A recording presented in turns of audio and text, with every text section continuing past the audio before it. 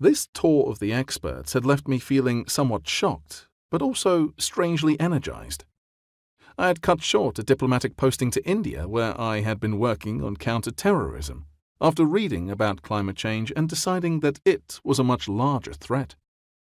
I had seen enough of the science to feel a deep fear about what we were letting ourselves in for.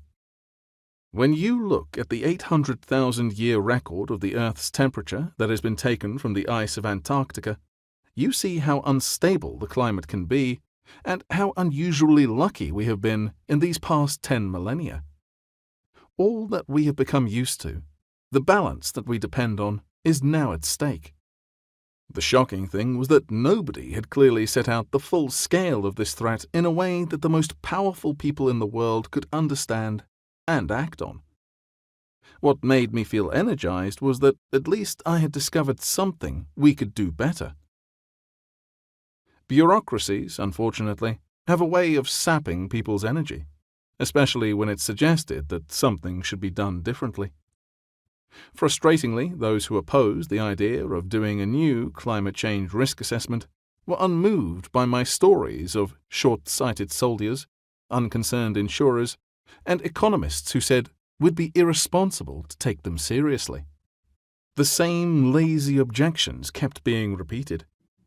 The leaders of the world might be unaware of the severity of the threat of climate change, but the people whose job it was to inform them didn't seem to think it was worth the bother.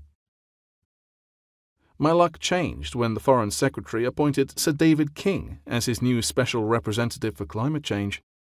Sir David had served as the government chief scientific advisor, the most senior position at the interface between science and policy. When I pitched to him the idea of a project to assess the full scale of the risks of climate change and communicate this to world leaders, he immediately agreed.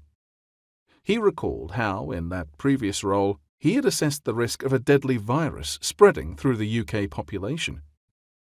The probability of the outbreak was judged to be less than 1%, but the likely impact was estimated to be a very large number of deaths.